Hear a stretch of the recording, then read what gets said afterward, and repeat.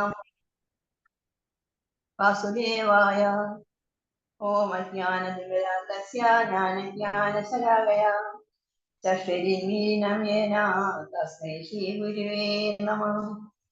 ജയ ശ്രീകൃഷ്ണ ചൈതന്യ പ്രഭു നിത്യാനന്ദ ശ്രീ അദ്വൈത ഗദാധര ശ്രീവാസാദി ഗൗരഭക്തവൃന്ദ. ഹരേ കൃഷ്ണ കൃഷ്ണ കൃഷ്ണ ഹരേ ഹരേ, ഹരേ രാമ രാമ രാമ ഹരേ ഹരേ. ഹരേ കൃഷ്ണ കൃഷ്ണ കൃഷ്ണ ഹരേ ഹരേ, ഹരേ രാമ രാമ രാമ ഹരേ ഹരേ. ഓ നമോ ഭഗവതേ വാസുദേവായ.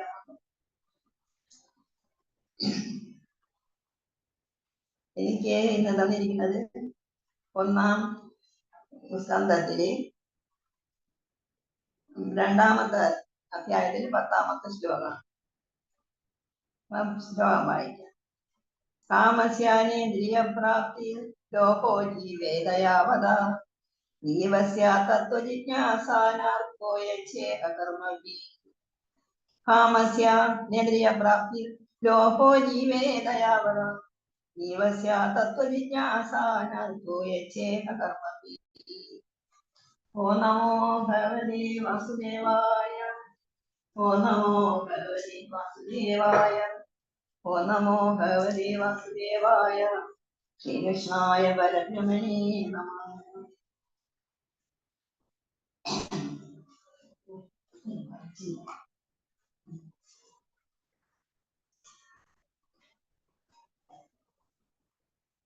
വിവർത്തനം. ജീവിതാഭിലാഷങ്ങളെ ഒരിക്കലും ഇന്ദ്രിയ സംതൃപ്തിയിലേക്ക് എത്തിച്ചുവിടരുത്.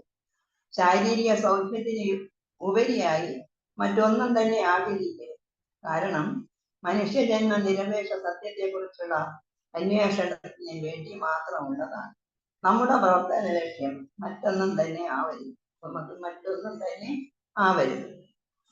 ഹരേ കൃഷ്ണ കൃഷ്ണ കൃഷ്ണ കൃഷ്ണ ഹരേ ഹരേ, ഹരേ രാമ രാമ രാമ ഹരേ ഹരേ.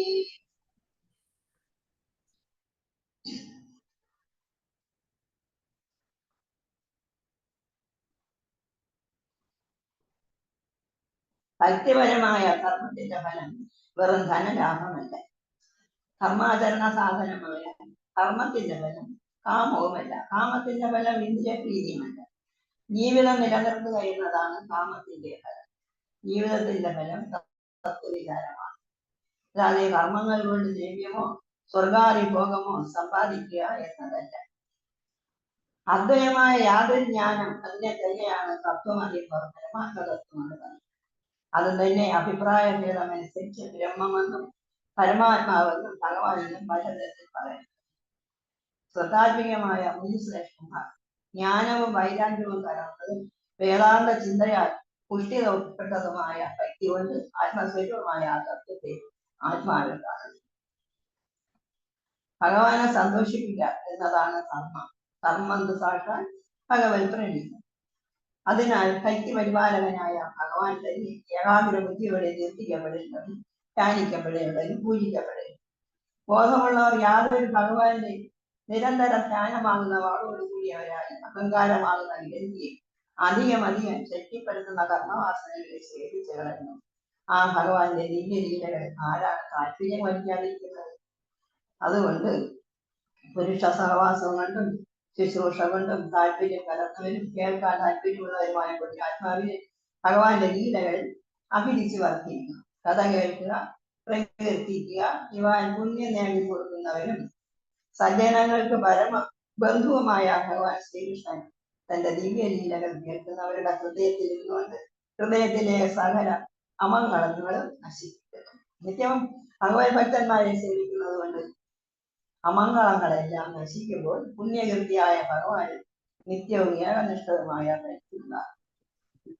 അപ്പോൾ രജസ്തമഭാവങ്ങളായ കാമം, ലോഭം തുടങ്ങിയ പ്രവാസനകൾ ചേരാത്ത മനസ്സ് അവയുടെ സ്പർശമേൽക്കാൻ ഇടവരാതെ സത്വപ്രധാനമായി തീരുന്നു. അതോടെ മനസ്സ് അത്യന്ത നിർമ്മലമായി. ഇങ്ങനെ ഭക്തി നിമിത്തം പ്രസന്ന ചിത്തനും തദ്വാര ആസക്തിപ്പെടുന്നവനുമായ സാധകന് ഭഗവാന്റെ സ്വരൂപ സാക്ഷാത്കാരം സ്വാഭാവികമായും സിദ്ധമാണ്. ആത്മാവിൽ ഈശ്വരനെ കാണുമ്പോൾ തന്നെ ഹൃദയഗ്രന്ഥിപ്പെടും സകല സംശയങ്ങളെ ചിന്തിക്കുന്നു, അവരുടെ കർമ്മമെല്ലാം ക്ഷയിക്കുന്നു. അതുകൊണ്ട് ദീർഘദർശികളായ മഹാത്മാക്കൾ സന്തോഷത്തോടും ഭഗവാനായ വാസുദേവന് ആത്മപ്രസാദങ്ങളെല്ലാം പൂർണ്ണപ്പെടുത്തുകയും വഹിക്കുന്നു. ഓം നമോ ഭഗവതേ വാസുദേവ. ഹരേ കൃഷ്ണ കൃഷ്ണ കൃഷ്ണ ഹരേ ഹരേ, ഹരേ രാമ രാമ രാമ ഹരേ ഹരേ. അല്ലെ ഞാന് പാർവതി നമുക്ക് തന്നിരിക്കുന്ന ഭാഗം ഭാഗവതത്തിന്റെ കൈക്ക് ഭാഗവതം. അതുകൊണ്ട് ഭാഗവതത്തിനെ പറ്റി കുറച്ച് പറയാം.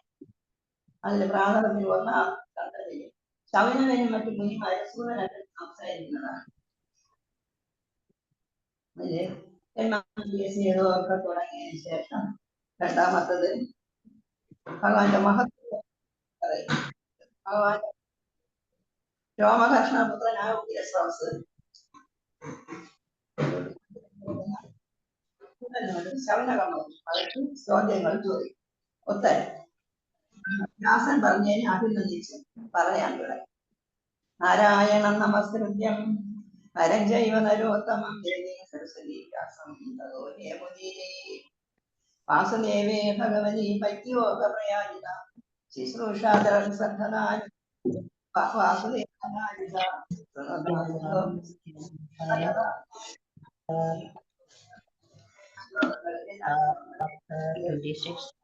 Text number 37. ദേവഭൂമിയായ നൈമിശാരണ്യത്തിൽ ശൗനൻ തുടങ്ങിയ ഋഷിമാർ സ്വർഗവാസികൾ പോലും അഭികാമ്യമായി കരുതുന്ന ലോകത്തെ ഉദ്ദേശിച്ച് 1000 കൊല്ലം നീണ്ടു നിന്ന ഒരു യജ്ഞം ആരംഭിച്ചു. ശൗനകനും മറ്റു മുനിമാരെ സൂതനെ കണ്ട് ചോദിക്കുന്നു, വേദജ്ഞന്മാരിൽ ഉത്തമനും സർവജ്ഞനുമായ ഭഗവാൻ വേദവ്യാസൻ മറ്റു മുനിമാരും എന്തെല്ലാം അറിയുന്നു? ഗുരുക്കന്മാർ രഹസ്യമായിട്ടുള്ളത് ശിഷ്യന്മാർക്ക് പറഞ്ഞു കൊടുക്കുന്നില്ലേ? എല്ലാ മനുഷ്യർക്കും പരമശ്രേയസിനുണ്ടായിരുന്നത് എന്താണെന്ന് ഞങ്ങൾക്കൊന്ന് പറഞ്ഞു. ഈ കലിയുഗത്തിൽ മനുഷ്യൻ അല്പായുസുകളും അലസന്മാരും ബുദ്ധി കുറഞ്ഞവരും ഭാഗ്യഹീനരും രോഗികളുമാണ്. വാസുദേവ പത്നിയായ ദേവകിയിൽ ജനിച്ചതും എന്തിനാണ്? ഭഗവാന്റെ അവതാരങ്ങൾ വർദ്ധിച്ചു കേൾപ്പിക്കണം. ദയാപൂർണമായി ഈ ലോകത്തിൽ ദുഃഖിതരായ ആളുകൾ ഭഗവാന്റെ നാമം ഉച്ചരിച്ചാൽ പെട്ടെന്ന് ദുഃഖമോചനം നേടും. ഗംഗാജലം പോലെ ഏറെ കഴിഞ്ഞാൽ ശുദ്ധിയാകും. പുണ്യശോകന്മാരാൽ സ്തുതിക്കപ്പെടുവാൻ യോഗ്യമായ ഭഗവാന്റെ കരിമലങ്ങൾ അകലുന്ന ശുദ്ധിയായി ആഗ്രഹിക്കുന്നവർ ആരാണ് ഇത് കേൾക്കാൻ വേണ്ടുന്നത്? ഭഗവാന്റെ പുണ്യലീലകൾ എത്ര കേട്ടാലും നമുക്ക് തൃപ്തി വരുന്നില്ല. കപട മനുഷ്യനായ ശ്രീകൃഷ്ണൻ ബലരാമനുമൊക്കെ എന്തെല്ലാം ലീലകളാണിയോ അതെല്ലാം നമുക്ക് പറഞ്ഞു തരിക. ഇതെല്ലാം ശൗനകൻ സൂതനോട് ചോദിക്കുകയാണ്. ശൗനകനാണ് എല്ലാത്തിലും ഈ ഭഗവാന്റെ വ്യാസന്റെ ശിഷ്യന്മാരിൽ ഏറ്റവും പ്രായം കൂടിയ. അദ്ദേഹം അനേകം വേദപാഠശാലകളൊക്കെ നടത്തുന്ന ഒരു ഋഷിയാണ്. അദ്ദേഹം ഈ ഭാഗം വെച്ചാൽ എല്ലാ ഭാഗവതം മുഴുവനും ചോദ്യവും ഉത്തരവാണ്. സൂതശൗനക സംവാദം, പിന്നെ ഭക്തിനാരദ സംവാദം, യുധിഷ്ഠിര നാരദ സംവാദം, കുമാരനാരദ സംവാദം, പിന്നെ വിതുര മൈത്രേയൻ, ഇങ്ങനെയുള്ളതെല്ലാം ഇങ്ങനെയുള്ള കുറെ ചോദ്യോത്തരം അതിലെ ഈ ഭാഗവതത്തിൽ ഇല്ലാത്തതായി. എല്ലാ ഭാഗവതത്തിലുള്ളത് ഭാഗവതത്തിലില്ലാത്തത് വേറെ ഒരിടത്തുമില്ലെന്നാണ് പറയുന്നത്. അപ്പോഴേ കലി വന്ന നാട്ടിൽ ഭഗവാന്റെ നിത്യസാന്നിധ്യമുള്ള നൈമിശാരണ്യത്തിൽ ഭഗവാൻ ലീലകൾ കേൾക്കാൻ വളരെ കാലമായി കഴിഞ്ഞുകൂടുകയാണ് ഞങ്ങളെല്ലാവരും എന്ന് പറയാം. ജനങ്ങളുടെ സാത്വിക ഭാവങ്ങൾ നശിപ്പിക്കുന്ന ഉത്തരമായ കരികാല ദുഃഖത്തിന്റെ അക്കരെ കടക്കാൻ ആഗ്രഹിക്കുന്നവർക്ക് കപിതാൻ എന്ന പോലെ അങ്ങ് വിധിയാൽ ഇവിടെ എത്തിച്ചേർന്നു. ആരെ? സൂതമഹർഷി. ഈ സൂതമഹർഷി പണ്ട് ഭഗവാൻ പിന്നെ സ്വധാമത്തിലേക്ക് പോകാൻ സമയത്ത് ഉദ്ധവരവിടെ വന്നു. അവര് പറഞ്ഞു, ഞാൻ 5 വയസ്സ് മുതൽ അങ്ങേ കൂടെ നടക്കുന്നതാണ്. കിടപ്പിലും ഇരിപ്പിലും വസ്ത്രധാരണത്തിനും ആഹാരത്തിനും എല്ലാം ഞാൻ അങ്ങയുടെ കൂടെ നടക്കും. അതുകൊണ്ട് അങ്ങ് പോകയല്ലോ, ഇവിടെ പോയാണല്ലോ. അങ്ങ് പോയാൽ ഈ ഭൂമിയെ സംരക്ഷിക്കുന്നതാരാണ്? കലി ബാധിക്കില്ലേ ഇവിടെ? അതുകൊണ്ട് ഭൂമിയെ സംരക്ഷിക്കാനാണ് ഇവിടെ തന്നെ വേണം എന്ന് പറഞ്ഞപ്പോഴ് ഭഗവാൻ പറഞ്ഞു. ഭഗവാന് ഭഗവത്ഗീതയിലുള്ളതുപോലെ ഒരുപാട് സാഖ്യയോഗം, ഭക്തിയോഗം, ജ്ഞാനയോഗം, ക്രിയായോഗം ഇങ്ങനെയുള്ള ഒരുപാട് കാര്യങ്ങൾ ഉദ്ധവർക്ക് പറഞ്ഞു. എന്നിട്ട് പറഞ്ഞു, ഉദ്ധവരെ ഈ ഭാഗവതത്തില് ഞാൻ എന്നെ ഈ ഭാഗവതത്തിൽ ഉൾക്കൊള്ളിച്ചിരിക്കുകയാണ്. ഈ ഭാഗവതമാണ് ഞാൻ. അതൊന്നും നിങ്ങൾ പഠിച്ച് ഇവരില്ലാത്തതായിട്ട് യാതൊന്നുമില്ല ഈ ലോകത്ത് വന്നിരിക്കുക. അപ്പൊ ഈ സൂത മഹർഷി അവിടെ ഉണ്ടായി. ഈ സൂതൻ ഈ കഥ ആദ്യം മുതൽ അവസാനം വരെ കേട്ടുകൊണ്ടിരിക്കുകയായിരുന്നു. ഒരു വ്യാസന്റെ ശിഷ്യനായ സുന്ദൻ, പിന്നെ അദ്ദേഹം ഇതെല്ലാം കേട്ടുകൊണ്ടിരുന്നു. അതുകൊണ്ടാണ് എല്ലാ കാര്യങ്ങളും സൂതൻ അറിയാം.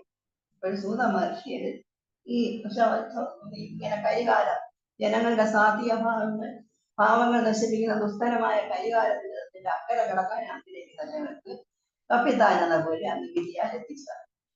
അയോഗ്യന്മാർക്ക് യോഗബലം നൽകുന്നവരും ബ്രഹ്മജ്ഞന്മാരിൽ ഭക്തനും ധർമ്മരക്ഷകനുമായ കൃഷ്ണൻ അവതാരകാര്യം നിർവഹിച്ച് സ്വന്തം സ്വരൂപ കൈക്കൊണ്ടപ്പോൾ കർമ്മ എന്തിനെ ശരണം പ്രാപിച്ചു അത് പറഞ്ഞു തരണം. അതാണ് ഭഗവാന്റെ മഹത്വത്തെ പറ്റിയാണ് ഇവിടെ പറയുന്നത്. സൂതന രോമകർഷ്ണന്റെ പുത്രനാണ് ഉഗ്രസർവസ്. ആ സൂതന് രോമകർഷ്ണന്റെ പുത്രനാണ് ഉഗ്രസർവസ്. അതാണ് സൂതൻ. എത്രയും സന്തുഷ്ടനായ സനകാദികളുടെ ചോദ്യത്തിന്റെ ഉത്തരം വ്യാസൻ പറഞ്ഞതിനെ അഭിനന്ദിച്ച് പറയാൻ തുടങ്ങി. അത് നാരായണ നമസ്കൃത്യ നരജൈവനോത്തമം ദേവി സരസ്വതി വ്യാസം തതോരയ മുനീരേ എന്നൊക്കെ പറഞ്ഞ്, പിന്നെ കർമ്മ എത്ര തന്നെ ലീലയിൽ അനുഷ്ഠിക്കപ്പെട്ടാലും മനുഷ്യർക്ക് ഭഗവാന്റെ ലീലകളെ പ്രേമം ഉണ്ടാകുന്നില്ലെങ്കിൽ അത് കേവലം പ്രയാസം. കർമ്മസ്വനിഷ്ഠിതാപംസാം വിഷസേന കഥാസ്യ നോത്പാദയോ ദാനി ശ്രമയേവം കേവലം കാമസ്യാനിന്ദ്രിയപ്രാപ്തിർ ലോകോ ജീവേദയാവത ജീവസ്യ തത്വജിജ്ഞാസാനാർത്ഥോ യച്ഛേഹധർമ്മഭി.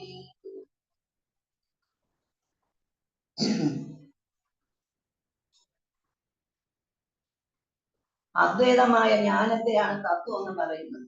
പരമാത്മാ തത്വം എന്ന് പറയുന്നു. അതിന്റെ അനുസരിച്ച് ബ്രഹ്മം എന്ന് പറയുന്നു. പരമാത്മാവെന്നും ഭഗവാനെന്നും എല്ലാം ഈ അദ്വൈതമായ ജ്ഞാനത്തെ പറയുന്നു. ശ്രീമദ് ഭാഗവതം ഏകേന മനസാ ഭഗവാൻ സത്വതാപതി ശ്രോതവ്യ കീർത്തിതവ്യച്ച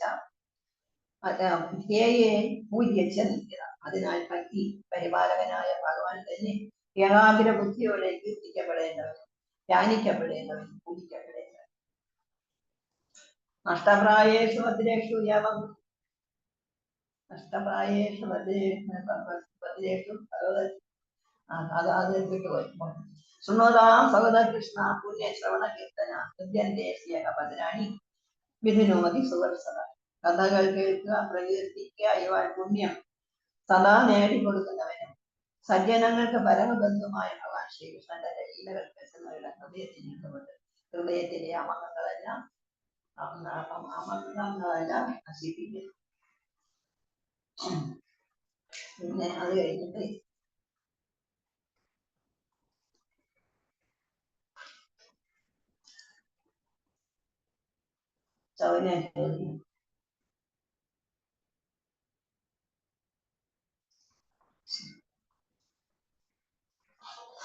ഒരിക്കല്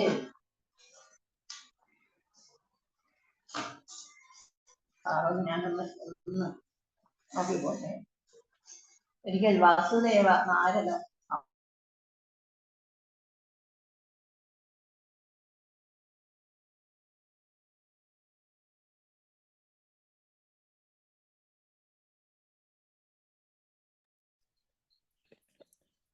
സ്റ്റക്കായി തോന്നുന്നു മാജി. ഹരേ കൃഷ്ണ.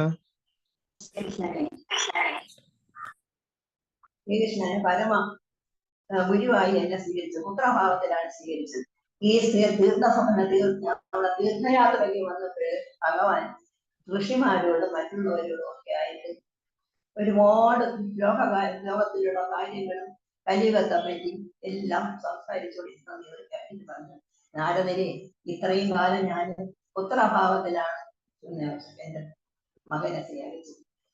അതിൽ നിങ്ങൾ വളരെ വിഷമിക്കുകയാണ്.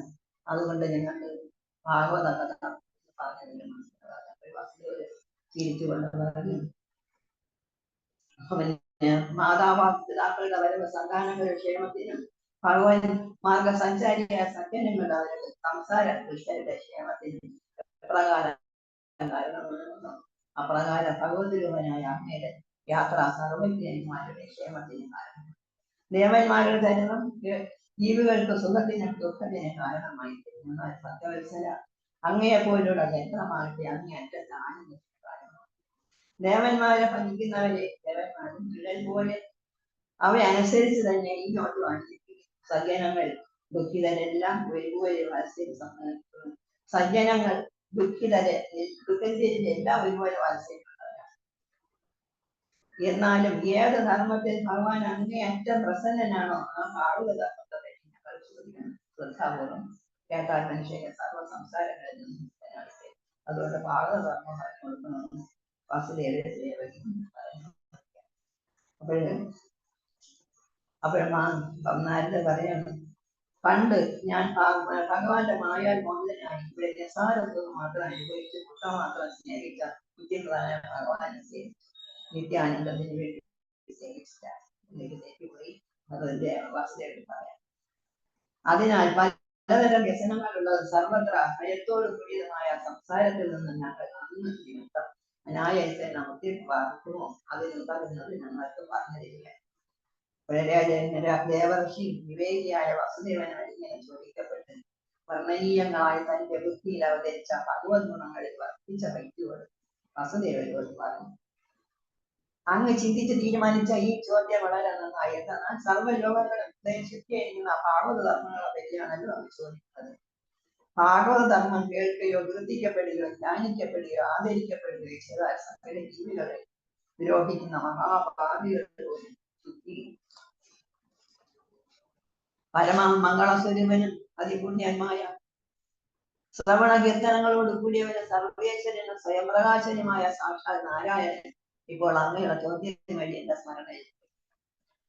പിന്നെ ഞാൻ ഋഷഭപുത്രന്മാരായ നവയോഗികളുടെയും മഹാത്മാവായ ജനകന്റെയും സമാനരൂപമായ ഒരു പ്രാചീന കഥ ഈ ഭാഗവതധർമ്മത്തിന് ഉദാഹരണമായിട്ട് പറയുന്നു.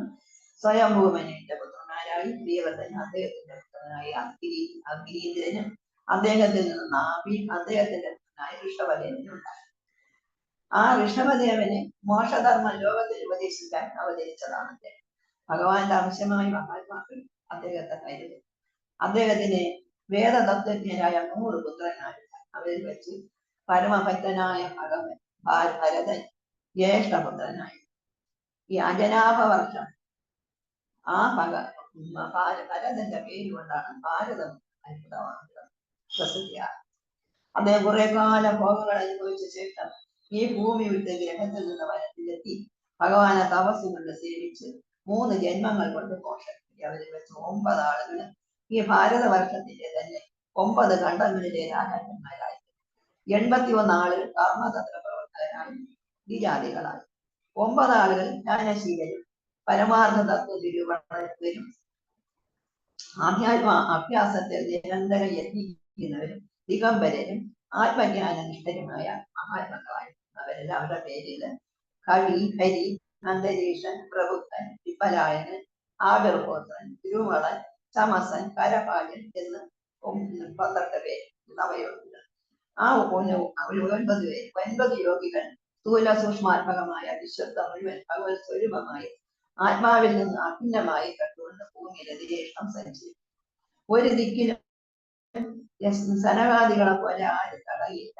അവരെതിരെ സഞ്ചരിച്ച് അനാസക്തനായി ദേവന്മാർ, സിദ്ധന്മാർ, സാധ്യന്മാർ, സഗന്ധർവന്മാർ, കൃഷ്ണന്മാർ, മനുഷ്യർ, കിന്നരന്മാർ, നാഗന്മാർ മുതലായവരുടെ ലോകങ്ങളിലും മുനിമാർ, ചാരണന്മാർ, ഭൂതനാഥന്മാർ, വിദ്യാധരന്മാർ, പക്ഷികൾ, പശുക്കൾ എന്നിവരുടെ ലോകങ്ങളിലും യഥേഷ്ടം ചുറ്റിക്കറങ്ങി. ഒരിക്കൽ അവർ അജനാഭവർഷത്തിൽ മഹാത്മാവായ ജനകന്റെ ഋഷീശ്വരന്മാരാൽ അവിടെ നടത്തപ്പെട്ട ബ്രഹ്മസത്രത്തിൽ യാദൃശ്യമായി വന്നേ സൂര്യനെ പോലെ പ്രകാശിക്കുന്ന പരമഭക്തന്മാരെ കണ്ട് യജമാനനും അഗ്നിദേവതകളും ബ്രാഹ്മണരെ എല്ലാം എഴുന്നേറ്റ് വന്നിരിച്ചു. ജനക മഹാരാജാവ് പരമഭക്തനായ നവയോഗികളാണെന്ന് അറിഞ്ഞ് പീഠം കൊണ്ടിരുത്തി യഥാവിധി കുറിച്ചു. അതിസന്തുഷ്ടരായി അവർ തന്റെ ദേശം കൊണ്ട് ശോഭിക്കുന്ന സനകാദിത്യമായ നവയോഗികളോട് ചോദിച്ചു, അപ്പോൾ ജനം ചോദിച്ചു, നിങ്ങളെ സാക്ഷാൽ ഭഗവാൻ നാരായണന്റെ പാർശ്വന്മാരായ ഞാൻ വരും. വിഷ്ണുവിന്റെ പാർശ്വന്മാർ ലോകത്തിന്റെ ക്ഷേമത്തിനായി സർവ്വത സഞ്ചരിക്കുന്നുണ്ടല്ലോ. ജീവികൾക്ക് ക്ഷേമം നേടണമെങ്കിലും മനുഷ്യജന്മം അത് ദുർലഭമാകും. അതിലും പരമഭാഗവതന്മാരുടെ ദർശനം കൂടി ദുർലഭമാണ് ശ്രേഷ്ഠന്മാരെ. അതുകൊണ്ട് ആത്യന്തികമായ ശ്രേയസ് എന്തെന്ന് ഞാൻ നിങ്ങളോട് ചോദിക്കുന്നു. ക്ഷണനേരത്തെ സത്സംഗം പോലും മനുഷ്യർക്ക് ഒരു മഹാവീതിക്ക് തുല്യമാകും. ഞങ്ങൾക്ക് കേൾക്കാൻ വിരോധമില്ലെങ്കിൽ ഭാഗവതധർമ്മത്തെ പറ്റി പറഞ്ഞു. ആ കർമ്മങ്ങളാൽ പ്രസന്നനായി തന്റെ സ്വരൂപം പോലും ശരണാഗതർക്ക് ഭഗവാൻ കൊടുക്കും.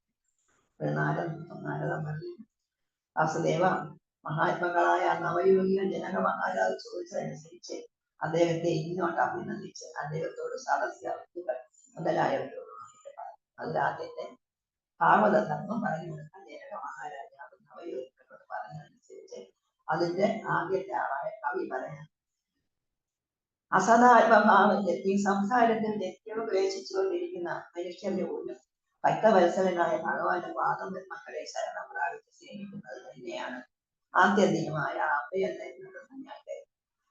ഭഗവത് പാദസേവയാൽ സംസാരം ഇല്ലാതായി. അജ്ഞരായ മനുഷ്യർക്ക് അനായാസേന ആത്മജ്ഞാനം സിദ്ധിക്കുന്നതിന് ഏതേതോ ഉപായങ്ങൾ ഭഗവാൻ നേരിട്ട് തന്നെ വിളിച്ചിട്ടുണ്ടോ ആ ധർമ്മങ്ങളെയാണ് ഭാഗവതം. ആ ഭാഗവധർമ്മങ്ങൾ ആശ്രയിച്ചാൽ പിന്നെ ഒരിക്കലും വിഘ്നങ്ങളാൽ ഹരിക്കപ്പെടുകയില്ല. ശരീരം കൊണ്ടോ വാക്കുകൊണ്ടോ മനസ്സുകൊണ്ടോ ഇന്ദ്രിയങ്ങൾ കൊണ്ടോ ബുദ്ധി കൊണ്ടോ ചിത്തം കൊണ്ടോ പൂർവ്വ സംസ്കാരം അനുസരിച്ച് ഏതെല്ലാം കർമ്മം ചെയ്യുന്നു അതെല്ലാം പരമപുരുഷനായ നാരായണന്റെ എന്ന നിലയിൽ സമർപ്പിക്കണം. ഭഗവാനിൽ നിന്ന് വിമുഖരായവർക്ക് സ്വസ്വരൂപ സ്മരണയില്ലായ്മയും അതുകൊണ്ട് ശരീരാദികൾ അഹങ്കാരവും അഹങ്കാരത്തിൽ നിന്ന് ശക്തിയും ആ ശക്തിയിൽ നിന്ന് ഭയവും സർവേശ്വരന്റെ മായയാൽ വന്നിരിക്കും. അതുകൊണ്ട് വിവേകമുള്ളവർ ഗുരുവിൽ ഈശ്വരഭാവത്തിനും ആത്മഭാവത്തിനും വർദ്ധിച്ച് ഭഗവാനെ അനന്യ വ്യക്തിയോടെ സേവിക്കണം. ഇല്ലാത്ത ദ്വൈത പ്രപഞ്ച അനാദികാലം മുതൽ ഉണ്ടെന്ന് ധ്യാനിച്ചുകൊണ്ടിരിക്കുന്നവരുടെ മനസ്സിലെ സ്വപ്നം മനോരാജ്യം എന്നിപോലെ ഉള്ളതായി കേവലം തോന്നണം. അതുകൊണ്ട് വിവേകമുള്ളവർ കർമ്മങ്ങളെ സങ്കല്പിച്ചും വികൽപ്പിച്ചും വിഹരിക്കുന്ന മനസ്സിനെ നിയന്ത്രിക്കണം. ചക്രായുധനായ ഭഗവാന്റെ ലോകസിദ്ധികളും സുമംഗളമായ അവതാര ലീലകളെയും കേട്ട് ജന്മകർമ്മങ്ങളെ അനുസ്മരിക്കുന്ന തിരുനാമങ്ങളുടെ കൂടാതെ ഗാനം ചെയ്ത് അനാസക്തമായി ലോകത്തിൽ സഞ്ചരിക്കണം. ഇങ്ങനെ ഭഗവത് സേവയിൽ നിഷ്ഠയുള്ള സാധകൻ തനിക്ക് ഏറ്റവും പ്രിയപ്പെട്ട ഭഗവാന്റെ ലീലകളും നാമസങ്കീർത്തനങ്ങളും ചെയ്ത് വർദ്ധിച്ച പ്രേമഭക്തിയോട് കൂടിയവനും അലിഞ്ഞ ഹൃദയത്തോടു കൂടിയവനും ഭക്തദാസനായ ഭഗവാനെ പറ്റി ചിന്തിച്ച് ഇടയ്ക്ക് ചിരിക്കുകയും കരയുകയും നിലവിളിക്കുകയും നാമങ്ങൾ ഉച്ചരിക്കുകയും ഇടയ്ക്ക് ലീലകൾ നാമങ്ങൾ സാനന്ദം പാടുകയും ചിലപ്പോൾ ലോകത്തോട് ഒരു ബന്ധവുമില്ലാതെ ഉന്മത്തനെ പോലെ ആനന്ദം വയ്ക്കുകയും ചെയ്യും. ആകാശം, വായു, അഗ്നി, ജല, പൃഥ്വി, ലോകോളങ്ങൾ, പ്രാണികൾ, ദിക്കുകൾ, വൃക്ഷങ്ങൾ, നദികൾ, സമുദ്രങ്ങൾ എന്നിങ്ങനെ എന്തെല്ലാം വസ്തുക്കളുണ്ടോ അവയെല്ലാം ഭഗവാൻ സന്നിധാനം ചെയ്യുന്ന പുണ്യക്ഷേത്രങ്ങൾ എന്ന് കരുതി മറ്റ് ചിന്തകളൊന്നും ഇല്ലാതെ ഭക്തിപൂർവ്വം സാഷ്ടാംഗം നമസ്കരിക്കണം. ഭഗവാനിൽ പ്രേമഭക്തിയും പ്രേമാസ്പദമായ അന്നത്തെ സ്വരൂപ വൃത്തിയും അതുകൊണ്ട് ഉള്ള പരമാനന്ദ സാഗരത്തിൽ ആറാടുമ്പോൾ മറ്റുള്ളവരിൽ കേവലം വിലക്കിയും ഇവ മൂന്നും ഭക്ഷിക്കുന്നതിന് ഓരോ ഉരുളതോറും സുഖവും ശരീരപുഷ്ടിയും വിശപ്പിന്റെ നിവൃത്തിയും പ്രകാരമാണ് അപ്രകാരം ഒന്നിച്ചു തന്നെ ഉണ്ടാകുന്നത്. ഇങ്ങനെ നിരന്തരം ഭക്തവത്സലന്റെ പാദങ്ങളെ ഭജിക്കുന്ന പരമഭക്തന് ഭഗവാനിൽ അനന്യ ഭക്തിയും വിഷയങ്ങളിൽ അങ്ങേറ്റ വൈരാഗ്യവും ഭഗവാന്റെ സ്വരൂപ സ്വരൂപവും ഒരേ സമയം സിദ്ധിക്കും. അനന്തരം ആ പരമഭക്തൻ സാക്ഷാത്തായി പരമശാന്തി അടയുകയും ചെയ്യും. അപ്പോഴ് രാജാവ് വീണ്ടും ചോദിക്കുകയാണ്, ഭാഗവതത്തെ പറ്റി പറഞ്ഞിരിക്കുകയാണ് എന്ന് പറയുന്നു. അപ്പോൾ ഭാഗവത്തെ പറ്റി മനുഷ്യരിൽ അദ്ദേഹം ഏത് ധർമ്മത്തിൽ നിഷ്ഠയുള്ളവനാണ്, ഏത് സ്വഭാവത്തോടു കൂടിയാണ്, ഇങ്ങനെ വർദ്ധിക്കുന്നു, എന്ത് പറയും, ഏതേത് ലക്ഷണങ്ങൾ കൊണ്ട് ഭഗവാൻ ഏറ്റവും പ്രിയപ്പെട്ടവനായി ഭവിക്കുന്നു എന്നെല്ലാം പറഞ്ഞു തരാൻ പറഞ്ഞിട്ട് കരി. ആദ്യത്തെ ആള് കവി, രണ്ടാമത്തെ ആള് കരി. യാതൊരാൾ സർവപ്രാണികളിൽ സദ്ഭാവേന ആത്മാവിന്റെ സമന്വയത്തെ സർവേശ്വര ഭിന്നമായ ഭഗവാനിൽ സർവഭൂതങ്ങളെയും കാണും. ആ പുണ്യാത്മാവാണ് പരമഭാഗവതൻ. യാതൊരാൾ ഭഗവാനിലും അദ്ദേഹത്തിന്റെ ഭക്തന്മാരിലും അജ്ഞരിലും വെറുക്കുന്നവരിലും യഥാക്രമം പ്രേമ, മൈത്രി, കൃപ, ഉപേക്ഷ എന്നിവ ചെയ്യുന്നു ആ ഭക്തൻ മധ്യഭക്തനാണ്.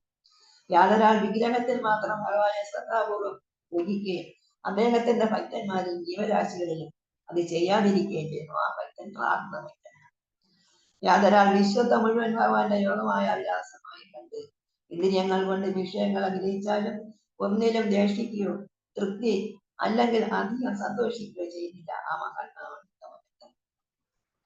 ഇങ്ങനെ ഭക്തന്മാരുടെ ലക്ഷണങ്ങളെല്ലാം പറഞ്ഞു കൊടുത്തിട്ട് അടുത്ത് വീണ്ടും രാജാവ് ചോദിക്കുകയാണ്,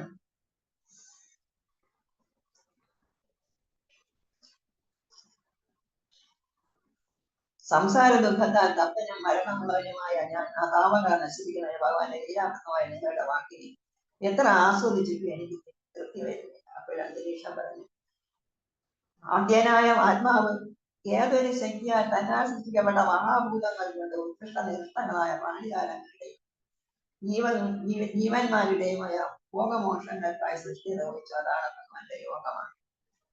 ആദ്യനായ ആത്മാവ് യാതൊരു ശക്തിയാൽ തന്നാൽ സൃഷ്ടിക്കപ്പെട്ട മഹാഭൂതങ്ങൾ കൊണ്ട് ഉത്കൃഷ്ട നിഷ്ഠങ്ങളായ പ്രാണിജാലങ്ങളുടെയും ജീവന്മാരുടേതായ ഭോഗമോക്ഷങ്ങൾക്കായി സൃഷ്ടി നിർവഹിച്ചു. അതാണ് ഭഗവാന്റെ യോഗം. ഇങ്ങനെ പഞ്ചധാതുക്കൾ കൊണ്ട് സൃഷ്ടിക്കപ്പെട്ട ശരീരാദികളിൽ അന്തര്യാമിയായി പ്രവേശിച്ച് മനസ്സ്, ഇന്ദ്രിയങ്ങൾ എന്നീ ഉപാധികളാൽ യഥാക്രമം ഒന്നായി പത്തായി തന്നെ രൂപത്തെ പിന്നം പോലെയാക്കി ജീവരാശികളെ കൊണ്ട് വിഷയങ്ങൾ അനുഭവിക്കും. സർവേശ്വര സ്വരൂപമായ പ്രഭുവാണെങ്കിലും ജീവൻ സർവ അന്തര്യാമി പ്രകാശിക്കപ്പെട്ട് ഇന്ദ്രിയങ്ങളാൽ വിഷയങ്ങളെ സേവിച്ചുകൊണ്ട് സൃഷ്ടിക്കപ്പെട്ട ശരീരാദികളെ ആത്മാവെന്ന് കരുതി ഈ ശരീരാദികളെ അത്യാസക്തനായി തീർന്ന സംസാരങ്ങളെ സംബന്ധിക്കും. ദേഹി കർമ്മേന്ദ്രിയങ്ങൾ കൊണ്ട് വാസനകൾ ഉണ്ടാക്കുന്ന കർമ്മങ്ങൾ ചെയ്തുകൊണ്ടും സുഖദുഃഖാത്മകമായ കർമ്മഫലങ്ങൾ അനുഭവിച്ചുകൊണ്ടും ഈ സംസാരത്തിൽ പ്രമിക്കും. ജീവൻ ഇങ്ങനെ അമംഗളങ്ങളായ അനേകം കർമ്മഫലങ്ങൾ അനുഭവിച്ചുകൊണ്ട് അസ്വതന്ത്രനായി പ്രളയം വരെ ജനമരണങ്ങൾ ഉണ്ടാവില്ല. അത് കഴിഞ്ഞ് ദുഃഖശാന്തിക്ക് എന്ത് ചെയ്യണം എന്ന് അടുത്ത് പ്രബുദ്ധനോട് രാജാവ് ചോദിക്കുകയാണ്. ഇപ്പൊ പ്രബുദ്ധൻ പറയാണ്, ദുഃഖശാന്തിക്കും സുഖപ്രാപ്തിക്കുമായി കർമ്മങ്ങൾ ചെയ്തുകൊണ്ടിരിക്കുന്ന വിഷയലംബടരായ ഗൃഹസ്ഥന്മാർക്ക് നേരെ വിപരീതമായ ഫലമാണ് വരുന്നതെന്ന് മനസ്സിലാക്കണം. നിത്യവും ദുഃഖം വരുത്തി വയ്ക്കുന്നതും കിട്ടാൻ അതിക്ലേശമുള്ളതും കിട്ടിയാൽ സർവനാശവുമായ ധനം കൊണ്ടും അതുകൊണ്ട് സമ്പാദിച്ചതും ചഞ്ചലമായ ഗ്രഹം, പുത്രൻ, ആപ്തന്മാർ, മൃഗങ്ങൾ മുതലായവ കൊണ്ടും എന്ത് സന്തോഷമാണ് ഒരു മനുഷ്യൻ ഉണ്ടാവുക. ഇങ്ങനെ കർമ്മം കൊണ്ട് സമ്പാദിച്ച പരലോകവും നശ്വരം തന്നെയാണ്. ചെറിയ ചെറിയ ക്ഷുദ്ര രാജാക്കന്മാരുടെ ക്ഷുദ്രസുഖം പോലെ സ്വർഗത്തിലെത്തിയവരുടെ ഭോഗസുഖവും തുല്യതയോടും അതിശയത്തോടും നാശത്തോടും കൂടിയതാണെന്ന് മനസ്സിലാക്കണം. അതുകൊണ്ട് പരമമായ ശ്രേയസ് ആഗ്രഹിക്കുന്നവർ വേദശാസ്ത്രങ്ങളിലും പരബ്രഹ്മത്തിന് ഒരുപോലെ നിഷ്ണാതനും പരമശാന്തനുമായ ഗുരുവിനെ ശരണം പ്രാപിക്കണം. ആത്മസ്വരൂപനും ശരണാഗതന്മാർക്ക് സ്വസ്വരൂപം നൽകുന്നവനുമായ ഭഗവാൻ യാതൊരു ധർമ്മം കൊണ്ട് സന്തോഷിക്കുന്നു ആ ഭാഗവത ധർമ്മങ്ങളെ നിഷ്കപട ശുശ്രൂഷ കൊണ്ടും ഗുരു തന്നെ ആത്മാവ് ഈശ്വരനും എന്നുള്ള ഭാവത്തിൽ സേവിച്ച് ഗുരു സമീപത്തിൽ നിന്നും പഠിക്കണം. ആദ്യ വിഷയങ്ങളിലുള്ള ആരാസക്തിയും സജ്ജന സംഘത്തിന്റെ മഹത്വവും ജീവികളിൽ യഥോചിതം ദയ, മൈത്രി, വിനയം എന്നിവയും സാക്ഷാത്തായി പഠിക്കണം. വിനയം എന്നിവയെ സാക്ഷാത്തായി പഠിക്കണം. ബാഹ്യവും ആഭ്യന്തരവുമായ ശുദ്ധി, സ്വധർമാനുഷ്ഠാനം, ഹൃദയത്തിന്റെ നിർമ്മലത, ബ്രഹ്മചര്യനിഷ്ഠ, പ്രാണികളെ പ്രവൃത്തികരണങ്ങൾ കൊണ്ട് പീഡിപ്പിക്കാതിരിക്കാൻ, സുഖദുഃഖാദികളെ സമഭാവം എന്നെല്ലാം ഗുരു സമീപത്തിൽ നിന്നും പഠിക്കണം. എല്ലായിടത്തും ഭഗവാൻ ആത്മസ്വരൂപേണയും ഈശ്വര സ്വരൂപണയും വർത്തിക്കുന്നുവെന്ന വിചാരം ഏകാന്തശീലനും ഗ്രഹാദികളിൽ അനാസക്തനും ജീർണവസ്ത്ര ഖണ്ഡമോ മരുവിരിയോ ഉടുക്കുന്നതിന് സംതൃപ്തിയും എന്തിനും സന്തോഷവും എന്നിവയും പഠിക്കണം. ഭഗവത് പ്രതിപാദകമായ ശാസ്ത്രങ്ങൾ അതിശുദ്ധവും മറ്റ് ശാസ്ത്രങ്ങളായി നിന്ദയില്ലായ്മയും പ്രാണായാമം, മനനം, അനീക എന്നിവ കൊണ്ട് യഥാക്രമം മനസ്സ്, വാക്ക്, ശരീരം എന്നിവയുടെ നിയന്ത്രണവും സത്യവും അന്ധകരണവും ഭാഗ്യ ഇന്ദ്രിയങ്ങൾ എന്നിവയുടെ നിഗ്രഹവും കഴിവിൽ നിന്ന് പഠിക്കും. അത്ഭുത കർമ്മമായ അവതാരം, ലീലകൾ, ഗുണങ്ങൾ എന്നിവയുടെ ശ്രവണകീർത്തന സ്മരണങ്ങളും ഭഗവാന് സർവസമർപ്പണവും പഠിക്കണം. യജ്ഞം, ദാനം, ജപം, തപസ്, സദാചാരങ്ങൾ, ഇഷ്ടപ്പെട്ട പുഷ്പാദികൾ, പത്നി, പുത്രന്മാർ, മൃഗങ്ങൾ, പ്രാണങ്ങൾ ഇവയെല്ലാം ഭഗവാനിൽ അർപ്പിക്കാം എന്നതും പഠിക്കാം. ഇങ്ങനെ ഭഗവാൻ തന്നെ നാമനും ആത്മാവെന്ന ഭാവത്തിൽ സേവിക്കുന്ന മനുഷ്യരിൽ സൗഹാർദ്ദവും സ്ഥാപന ജംഗമങ്ങളിൽ ഭഗവത് ബുദ്ധിയ ശുശ്രൂഷയും പ്രത്യേകിച്ച് മനുഷ്യരിലും അതിലും വിശേഷിച്ച് സ്വധർമ്മശീലരിലും ഏറ്റവും അധികം ഭരണഭക്തന്മാരിലും ശുശ്രൂഷ ചെയ്യേണ്ട രീതി പഠിക്കണം. വിശദമായ ഭഗവാന്റെ പുണ്യ യശസ്സിനെ സംബന്ധിക്കുന്ന പരസ്പരമുള്ള സംഭാഷണവും ഇങ്ങനെ പരസ്പര ലീലകൾ പറഞ്ഞ് സ്പർശാദികൾ കൂടാതെ അന്യോന്യ സുഖമായി കഴിക്കുന്നു. അതുകൊണ്ടുള്ള പരസ്പര സന്തുഷ്ടി, ദുഃഖനിവൃത്തി എന്തെല്ലാം പഠിക്കണം. പാപനാശകനായ ഹരിയെ സ്മരിച്ച് അന്യോന്യം സ്മരിപ്പിച്ച് സാധന ഭക്തിയാനുഷ്ഠാനത്താൽ സിദ്ധിച്ച സാധ്യഭക്തിയാൽ സദാ രോമാഞ്ചിതമായ ശരീരത്തെ ധരിക്കും. അവർ ഇടയിൽ ഭഗവാന്റെ ചിന്തകളിൽ കരയുകയും ചിലപ്പോൾ ചിരിക്കുകയും ചിലപ്പോൾ സന്തോഷിക്കുകയും ചെയ്യും. ഇങ്ങനെ പാർവതങ്ങളായ ധർമ്മങ്ങൾ ഗ്രഹിച്ച് ആ ധർമ്മ അനുഷ്ഠാനത്തിലുണ്ടായ ഭക്തി കൊണ്ട് ഭഗവത്പരനായിട്ടുള്ളവർക്ക് മറ്റാർക്കും കടക്കാൻ കഴിയാത്ത മായയെ വിഷയം കൂടാതെ തരണം ചെയ്യാൻ സാധിക്കും.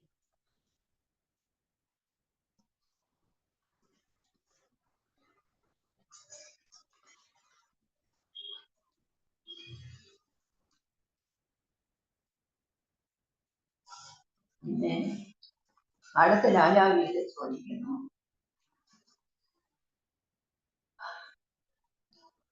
വിരാട് പുരുഷന്റെ മുഖം, ബാഹു, ഊരു, പാത എന്നീ അവയങ്ങളിൽ നിന്ന് ബ്രാഹ്മണ, ക്ഷത്രിയ, വൈശ്യ, ശൂദ്രന്മാർ 4 വർണ്ണങ്ങളുണ്ട്. ആശ്രമധർമ്മങ്ങളോട് ഈ ഗുണങ്ങളുടെ വ്യത്യാസം കൊണ്ട് വേറെ വേറെ ഉണ്ടായി. ഇവരിൽ വെച്ച് തങ്ങളുടെ ഉൽപ്പത്തിക്ക് കാരണം മുതൽ സാക്ഷാൽ സർവേശ്വരന്മായ ഭഗവാൻ അവജ്ഞയാൽ സേവിക്കാത്തവർ, അറിഞ്ഞിട്ടും ആദരിക്കാത്തവർ തങ്ങൾക്ക് സിദ്ധിച്ച ഉത്കൃഷ്ട സ്ഥാനങ്ങളിൽ നിന്ന് ഭ്രഷ്ടരായി താഴെ പതിച്ചു. അത് ചമസനോട് ചോദിക്കാൻ. ചമസം പറയണം 3-ാമത്തെ. അതിൽ സ്ത്രീകൾ, ശൂദ്രർ മുതലായവർ ഭഗവത് കഥകൾ കേൾക്കാൻ ഭാഗ്യം സിദ്ധിച്ചിട്ടില്ലാത്ത അജ്ഞന്മാർ, അതുപോലെ ഭഗവാന്റെ നാമസങ്കീർത്തനം ചെയ്യുവാൻ കഴിയാത്തവർ, ഇവരെല്ലാം തന്നെ മഹാത്മ്യങ്ങളുടെ മഹാത്മാവിന്റെ കരുണയ്ക്ക് അർഹരാണ്. ബ്രാഹ്മണനും ക്ഷത്രിയനും വൈശ്യനും ജന്മം കൊണ്ട് ഉപനയനങ്ങൾ അധ്യയനകൊണ്ട് ഭഗവാന്റെ പാദസേവനുള്ള പൂർണ്ണ അധികാരം പ്രാപിച്ചിട്ട് വേദങ്ങളിലുള്ള അർത്ഥവാദങ്ങൾ തന്നെ അവർ സർവസ്വമെന്ന് പറഞ്ഞ് നോക്കി. ശരിയായ കർമ്മയോഗത്തെ പറ്റി അറിവില്ലാത്തവരും അവജ്ഞനോട് ചോദിച്ചറിയാൻ ഇരിക്കത്തക്ക വിധം അപരീതരും അജ്ഞരാണെങ്കിലും എല്ലാം അറിയാമെന്ന് അഭിമാനിക്കുന്നവരും അർത്ഥവാദ വാക്യങ്ങളാൽ സ്വർഗാദികളിൽ ഔത്സുക്യമുള്ളവരും മോഹിതരുമായി അപ്സരസുകളോട് ഒത്ത് വിനോദിക്കാമെന്ന മറ്റു മധുരവാക്കുകൾ പറയുകയും ചെയ്തു. രജോ ഗുണത്താൽ ആഭിചാര മോഷം സങ്കല്പങ്ങളോടുകൂടിയവരും കാമലമ്പടരും സർപ്പങ്ങളെപ്പോലെ അതികോപിത്തരും ദമ്പം അഹങ്കാരത്തിനോട് കൂടിയവരുമായി ഈ ഭാവികൾ ഭഗവാന് പ്രിയപ്പെട്ട ഭക്തന്മാരും പരിഹസിക്കും. അവർ സ്ത്രീകളെ സേവിച്ചുകൊണ്ട് ആദിത്യത്തിന് പകരം വെറും ഇന്ദ്രിയമോഹത്തെ തന്നെ ലക്ഷ്യമാക്കിയിട്ട് ഗ്രഹാദികളെ അത്യാസക്തരായി ഓരോ അവരെ പറ്റി ചിന്തിച്ച് കാലം പോകും. അന്നദാന വിധിയോ ദക്ഷിണയോ ഒന്നുമില്ലാതെ ഇരിക്കും. ഹിംസാദോഷം അറിയാത്ത അവർ വെറും ജീവികളായി നിരപരാധികളായ മൃഗങ്ങളും. ഐശ്വര്യം, സമ്പത്ത്, ഉത്കൃഷ്ടജന്മം, വിദ്യാത്യാഗം, രൂപം, ബലം, കർമ്മങ്ങൾ ഇവ കൊണ്ടുണ്ടായ അഹങ്കാരത്താൽ അന്ധബുദ്ധികളായി ഭഗവാനെ അദ്ദേഹത്തിന്റെ പ്രിയ ഭക്തന്മാരെ അപമാനിക്കും. സർവജീവികളിലും ആകാശം പോലെ ആത്മസ്വരൂപനായും ഈശ്വര സ്വരൂപനായും അനാസക്ത ഭാവത്തിൽ വർത്തിക്കുന്നവനും സർവവേദ പ്രതിപാദ്യനും പരമാനന്ദമൂർത്തിയുമായ ഭഗവാനെ പറ്റി ആജ്ഞന്മാർ കേൾക്കുക പോലും ചെയ്യുന്നില്ല. ലോകത്തിൽ വിഷയോപഭോഗം, മാംസഭക്ഷണം, മദ്യപാനം മുതലായ ജീവികൾക്കെല്ലാം യാഗം കൊണ്ട് തന്നെ സിദ്ധിക്കും. വിധിയില്ല. ഭോഗം, മാംസം, ഭക്ഷണം, മദ്യപാനം ഇവയിൽ യഥാക്രമം വിവാഹ, യജ്ഞം, സൗത്രാമണിയിലെ മദ്യപാനം എന്നിവ കൊണ്ട് രോഗികളെ ഉദ്ദേശിച്ച് ഒരു അഭ്യരിക്ക മാത്രം ചെയ്തിരിക്കുകയാണ്. അതുകൊണ്ട് അവർ വിചാരിച്ചിരിക്കുന്നു മൃഗങ്ങളെല്ലാം വെട്ടിക്കൊന്നതില്ല. യാതൊന്നിൽ നിന്ന് അസുരഭാവ സാക്ഷാത്കാരത്തോടു കൂടിയതും ഉടൻ പരമശാന്തി തരുന്നതുമായ ജ്ഞാനം ഉണ്ടാകും. അങ്ങനെ കർമ്മമാകുന്ന ഏകഫലത്തോടു കൂടിയ ധനത്തെ വെറും ഗ്രഹാദികളിൽ നിസ്സാരമോഹങ്ങൾക്കായി അവർ ചെലവാക്കും. ധർമ്മരഹസ്യം അറിയാത്തവരും അപരീതരും അഹങ്കാരികളും നീചകൃത്യം ചെയ്യുന്നവരും തങ്ങളുടെ മനോരാജ്യം ഭരിക്കുമെന്ന് കരുതി മൃഗങ്ങളെ ഹിംസിക്കുന്നവരുമായി കുടർ മരണാനന്തരം ആ പശുക്കളാൽ തന്നെ ഭക്ഷിക്കപ്പെടേണ്ട അവസ്ഥയിലെത്തും. ജഡമായ ശരീരത്തിലെ ശരീര സംബന്ധികളായ പുത്രാദികളിലും അത്യാസക്തരായി മറ്റ് ജീവികളിൽ വെച്ച് ആത്മസ്വരൂപൻ സർവേശ്വരനുമായ ഭഗവാനെ രക്ഷിക്കുന്നവരായി അവനവന്നത്. ജ്ഞാനം ലഭിക്കാതെ അത്യന്തം മൂഢത പിടിച്ച് അന്തരാളത്തിൽ കഴിയുന്ന അല്പജ്ഞരായ വിഷയലപടന്മാരാണ് അല്പവും ശാന്തി ലഭിക്കാതെ ആത്മാവിനെ അനുഭവിക്കുന്നത്. അശാന്തരായി ഈ ആത്മഘാതകൻ കാമ്യകർമ്മം തന്നെ ശ്രേഷ്ഠമെന്ന് കരുതി അകൃതാർത്ഥരും കാലത്താൽ നശിപ്പിക്കപ്പെട്ട മനോരാജ്യ ഫോട്ടോകളോടുകൂടിയവരുമായി ക്ലേശിക്കുന്നു. വാസുദേവ പരാമന്മാർ അതിക്ലേശപൂർവ്വം സമ്പാദിച്ച പുത്രന്മാർ സുഹൃത്തുക്കൾ ഐശ്വര്യം എന്നിവയെല്ലാം വിട്ട് തീരെ ഇഷ്ടമില്ലെങ്കിലും ഭയങ്കരമായ താമസിലും പാടി. അപ്പോഴേ രാജാവ് ചോദിക്കുന്നു, ഈ ഭഗവാന്റെ അവതാരങ്ങളെ പറ്റി പറയാൻ വേണം. കൃതയുഗം തീർന്ന ത്രേതായുഗം, ദ്വാപരയുഗം, കലിയുഗം എന്നീ യുഗങ്ങളിൽ ഭഗവാൻ ഭിന്ന വർണ്ണങ്ങളിലും ഭിന്ന നാമങ്ങളിലും ഭിന്ന ആകൃതിയിലും വിഭിന്ന മാർഗങ്ങളിലും ആരാധിക്കപ്പെടുന്നു. അതില് ഈ 3 യുഗങ്ങളിലും വെളുത്ത നിറമുള്ളവനായി ചതുർബാഹുവായും മരഉരി കൃഷ്ണാജിനം പുണ്യനൂൽ ജപമാല ദണ്ഡം കമണ്ഡലും എന്നിവ ധരിച്ചതിനാലും നിലകൊള്ളുന്നു കൃതയുഗത്തിൽ. പിന്നെ അക്കാലത്ത് മനുഷ്യൻ ശാന്തരും വൈരമില്ലാത്തവരും സർവ്വരും സൗഹൃദമുള്ളവരും സമദർശികളുമായി തീർന്ന ജ്ഞാനം കൊണ്ട് ദമശമങ്ങൾ കൊണ്ട് ഭഗവാനെ ഇരിക്കുന്നു. അന്ന് ഭഗവാൻ ഹംസൻ, സുവർണൻ, വൈകുണ്ഠൻ, ഹർമ്മൻ, യോഗേശ്വരൻ, അപലൻ, ഈശ്വരൻ, പുരുഷൻ, അവ്യക്തൻ, പരമാത്മാവ് എന്നീ വിധത്തിലുള്ള നാമങ്ങളോടുകൂടിയാണ് അറിയപ്പെട്ടിട്ടുള്ളത്. ത്രേതായുഗത്തിലാണെങ്കിൽ ഭഗവാൻ രക്തവർണ്ണനും 4 കൈകൾ 3 മേഖലയോടുകൂടിയവനും സ്വർണ്ണ നിറമായ മുടിയോടുകൂടിയവനും വേദസ്വരൂപനും സൂത്രസ്രവം മുതലായവയോടുകൂടിയവനുമായി ആരാധിക്കും.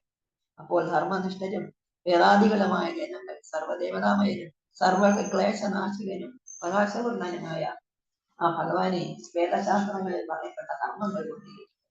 അപ്പോൾ ഭഗവാൻ വിഷ്ണു യജ്ഞൻ, കുശിനിഗർഭൻ, സർവദേവൻ, ഗുരുക്രമൻ, വൃഷാകവി, ജയന്തൻ, ഗുരുകായൻ എന്നീ നാമങ്ങൾ കൊണ്ട് ദ്വാപരയുഗത്തിൽ ഭഗവാൻ ശ്യാമവർണ്ണനും പീതാംബരമെടുത്തവനും അസാധാരണങ്ങളായ സുദർശനായുധങ്ങൾ ധരിച്ചവനും ശ്രീവത്സാദി ചിഹ്നങ്ങളോടും കൗസ്തുഭാദി ആഭരണങ്ങളോടും കൂടിയവനായ ആരാധിക്കും.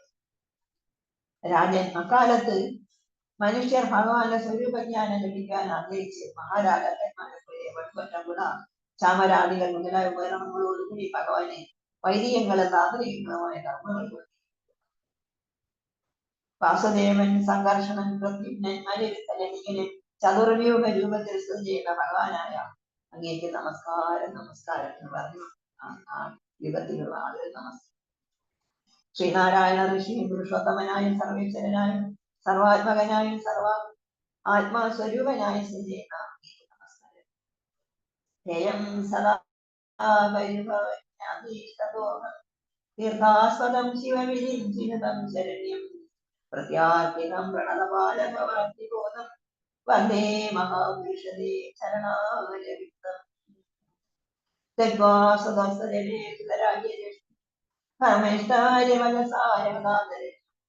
മായാമൃഗം ദൈതയേ സ്ഥിതമന്യധാവൻ വന്ദേ മഹാപുരുഷദേ ശരണാഗതം. ഈ ദ്വാപരയുഗത്തിൽ ജീവിതത്തിലാണ് സർവേശ്വരനായ ഭഗവാൻ സ്ഥിതിക്കുന്നത്. പലതരത്തിലുള്ള തന്ത്രമാർഗങ്ങൾ കൊണ്ട് കരികാലത്ത് ഭഗവാൻ എങ്ങനെ പൂജിക്കുമെന്ന് കൊടുക്കുമെന്ന് കേൾക്കാം. കരികാലത്ത് ബുദ്ധിമാന്മാർ കൃഷ്ണവർണ്ണനായും കാന്തി കൊണ്ട് ഇന്ദ്രനീലക്കൻ പോലെ ഉജ്ജ്വലനായും ഹൃദയാഗ്രഹങ്ങൾ കൊണ്ട് കൗസ്തുഭാദി രത്നങ്ങളായ ഉപാംഗങ്ങൾ, സുദർശനാദി ആയുധങ്ങൾ, സുദർശന അധ്യസ്ത്രങ്ങൾ, സുനന്ദാദി പാർശ്വന്മാർ ഇവയോടുകൂടിയ ഭഗവാനെ സങ്കീർത്തനം സ്തുതി മുതലായവ ആശ്രയരക്ഷക പുരുഷോത്തമ സദാ ധ്യാനിക്കപ്പെടുവാൻ യോഗ്യവും സർവ്വദുഃഖങ്ങളെ ദൂരീകരിക്കുന്നതും സർവാഭീഷ്ടപ്രദവും എല്ലാ തീർത്ഥങ്ങൾക്കും ആശ്രയമായതിനാൽ പരിപാവനനും ശിവൻ ബ്രഹ്മാവ് മുതലായവരാൽ പോലും സ്തുതിക്കപ്പെട്ടതും സർവർക്കും ആശ്രയിക്കാൻ യോഗ്യവും ആശ്രിതന്മാരുടെ സർവക്ലേശങ്ങൾ വരെ നാശവും കൂടാതെ സംസാര മഹാസാഗരം കടത്തിക്കുന്ന കപ്പലുമായ അങ്ങയുടെ മാധവത്വത്തെ നാശപ്പെടുത്തിയിരിക്കുന്നു. ഒരാൾക്കും ഉപേക്ഷിക്കാൻ കഴിയാത്തതും ദേവന്മാരാൽ പോലും ആഗ്രഹിക്കപ്പെട്ടതുമായ രാജ്യ ഐശ്വര്യത്തെ ദൂരെ വലിച്ചെറിഞ്ഞ് ധർമ്മിഷ്ഠനായ യാതൊരാൾ പിതാവിന്റെ വാക്കനുസരിച്ച് വനത്തിൽ പോവുകയും പ്രിയയായ സീതാദേവിയാൽ ആഗ്രഹിക്കപ്പെട്ട മായാമൃഗത്തിന്റെ പിന്നാലെ ഓടുകയും ചെയ്തു. ആ ഭഗവാന്റെ പാദവെള്ളത്തെ ഞാൻ നമസ്കരിക്കുന്നു. ഇങ്ങനെ അതാത് യുഗങ്ങളിൽ യോജിച്ച നാമങ്ങളോടുകൂടി സർവശ്രേയസ്സും പ്രദാനം ചെയ്യുന്നവനും സർവനാശ ക്ലേശനാശകനുമായ ഭഗവാൻ അതാത് യുഗങ്ങളിലുള്ള ഭക്തന്മാരാൽ പൂജിക്കപ്പെടും. കരിയുടെ മഹത്തായ ഗുണമറിയുന്നവനും സാരഗ്രാഹികളുമായ മഹാത്മാക്കൾ കരിയുഗത്തെയാണ് മറ്റു യുഗത്തെക്കാൾ ഏറ്റവും അധികമായത്.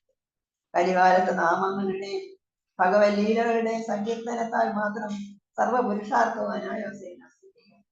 ഈ സംസാരത്തിൽ ചുറ്റിക്കറങ്ങുന്ന ജീവികൾക്ക് നാമസങ്കീർത്തനേക്കാൾ കൂടുതൽ വലുതായ മറ്റൊരു ലാഭവും ഇല്ല. നാമസങ്കീർത്തനം ഒന്നുകൊണ്ട് തന്നെ മനുഷ്യൻ പരമശാന്തി അടയുകയും സംസാരമൊന്നും അവസാനിക്കുകയും ചെയ്യും. യുഗായുഗങ്ങളിലുള്ളവർ കരികാലത്ത് ജനിക്കാൻ ആഗ്രഹിക്കുന്നുണ്ട്. എന്നാൽ ഭഗവാനിൽ തന്നെ ആത്മസമർപ്പണം ചെയ്ത് പരമഭക്തന്മാർ കരികാലത്താണ് ആദ്യം. അത് എവിടെ എന്നാൽ താമ്രവർണ്ണി, കൃതമാല, പയസ്സിനി, കാവേരി, ഭാരതപ്പുഴ എന്നിവയിലുള്ള ദ്രാവിഡ പ്രദേശങ്ങളിൽ ഭഗവത് ഭക്തന്മാർ പ്രായേണ ധാരാളം ഉണ്ടാകും. ആ നദികളിലെ ജലം പാനം ചെയ്യുന്നവർക്ക് പ്രായേണ പരിശുദ്ധരായി തീർന്ന ഭഗവാനെ ഭക്തിയുള്ളവരാണ്. യാതൊരു സർവകൃത്യങ്ങളും വിട്ട് സകലർക്ക് ശരണം പ്രാപിക്കാൻ യോഗ്യനായ ഭഗവാനെ സർവാത്മന ശരണം പ്രാപിച്ചിട്ടുണ്ടോ ആ മഹാത്മാവ് ദേവന്മാർക്കോ ഋഷികൾക്കോ ഭൂതങ്ങൾക്കോ മറ്റുള്ളവർക്കോ പിതൃക്കൾക്കോ ഒന്നും തന്നെ കടക്കാരനും ഇതരനാല്ല. മറ്റ് ചിന്തകളൊന്നും കൂടാതെ നിരന്തരം ഭഗവത് സേവ ചെയ്യുന്ന ഭക്തന് എങ്ങനെയെങ്കിലും വല്ല നിഷിദ്ധ കർമ്മം വരികയാണെങ്കിൽ പോലും സർവേശ്വരനായ ഭഗവാൻ ഹൃദയത്തിൽ ഇരുന്ന് ആ ദോഷങ്ങളെല്ലാം നശിപ്പിക്കും. പിന്നെ ജനക മഹാരാജാവ് നാരദൻ പറയാണ് ആദ്യം വസുദേവരുടി, പിന്നെ ജനകനും നവയോഗികളുമായുള്ള അഭിമുഖമായുള്ള ഇതിനെയാണ് പറഞ്ഞു കേൾപ്പിക്കുന്നത്. വസുദേവർക്ക് ദേവി പിന്നെ ജനക മഹാരാജാവ് ഇങ്ങനെ ഭാഗവതർമ്മങ്ങളെ പറ്റി കേട്ട് അതിസന്തുഷ്ടനായി ഉപാധ്യായനോടുകൂടി അജയന്തിപുത്രന്മാരായ നവയോഗികളെ പൂജിച്ചു. എല്ലാവരും നോക്കി നിൽക്കെ തന്നെ ആ പരമസിദ്ധമായ നവയോഗികളാണ് കാണിച്ചു. ജനകൻ ആ പരധർമ്മങ്ങൾ അനുഷ്ഠിച്ച പരമായ ശാന്തി പ്രാപിച്ചു. ഇത് വസുദേവ നാരദ സംവാദം.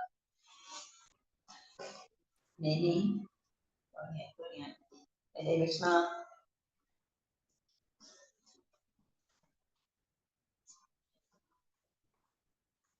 കർമ്മത്തിന്റെ 4 ഭാഗങ്ങള് സത്യദയ, തപസ്, ദാനം.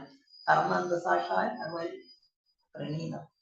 ശ്രീമദ് ഭാഗവതം പുരാണ തിലകം വൈഷ്ണവാനാന്തനം യസ്മിൻ പാരമഹംസ്യമേകമമലം ജ്ഞാനം വരജ്ഞനെ എത്ര ജ്ഞാന വിരാഗശക്തി സഹിതം നൈഷ്കർമ്മ്യമാവിഷ്ടം തച്ചൃണ്ണൻ പ്രബലൻ വിചാരണമൊരു ഭാഗവതത്തിന്റെ കർമ്മവും പറഞ്ഞു. ഇനി നമുക്ക് കുറെ കാര്യങ്ങൾ പറയാൻ അറിയാം. ഈ ഭഗവാനെ ദുഷിക്കുന്നവർക്ക് എങ്ങനെയാണ് അവര് നന്നാകുന്നത് എന്ന് പണ്ട് ദേവാഹുതി കപില മഹർഷി ജനകനും സ്വയംഭൂമനും ശതരൂപയും ആദ്യത്തെ സ്വയംഭൂമനും ശതരൂപയുമാണ് ആദ്യത്തെ പുരുഷന് ശ്രീ ബ്രഹ്മാവിന്റെ സൃഷ്ടി വന്നിട്ടുള്ളത്. അപ്പോഴ് 10ാമത് ഒരു പുത്രൻ ജനിച്ചു ദേവാഹുതിക്ക് കപിലൻ. അപ്പോഴ് കർദമ മഹർഷി പറഞ്ഞിട്ടുണ്ട്, ഒരു പുത്രൻ ഏതെങ്കിലും നിനക്ക് ഒരു പുത്രൻ ഉണ്ടാവുകയാണെങ്കിൽ ഞാൻ വനവാസം ചെയ്യാനായിട്ട് പോകും. അപ്പോഴും കപിലൻ ജനിച്ചപ്പോഴും കർദമ മഹർഷി വനം. ഇപ്പോൾ ദേവാഹുതിക്ക് ഭഗവാൻ ഈ ഭൂമിയിലുള്ള സുഖങ്ങളൊന്നും അനുഭവിച്ചിട്ട് ഒരു തൃപ്തിയും വന്നു.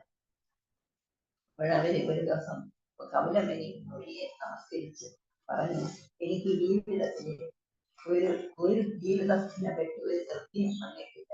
അതുകൊണ്ട് അന്ന് എനിക്ക് ഈ ജീവിതത്തിൽ നിന്ന് മോചനം കിട്ടത്തക്കൊന്നുള്ള കഥകൾ പറഞ്ഞിട്ടുണ്ട്. അങ്ങനെ ഞാനൊരു ഗുരുവായിട്ടാണ് കാണുന്നത്. അതുകൊണ്ട് എനിക്ക് പറഞ്ഞു. അപ്പോഴ് കപിലൻ ചിരിച്ചോണ്ട് പറഞ്ഞു, ഇന്ദ്രിയങ്ങളെ തൃപ്തിപ്പെടുത്തിട്ടുള്ള ജീവിതം എന്ന ദുഃഖകരവും പ്രശ്നകരവുമാണ്. പലതിനെ ആശ്രയിച്ചുള്ള ദുഃഖം ക്ഷണികമാണ്. മനസ്സ്, ഇന്ദ്രിയങ്ങൾ, വിഷയങ്ങൾ ഇവ 3 അനുകൂലമായ മാത്രമേ സുഖം നിലനിൽക്കുകയുള്ളൂ.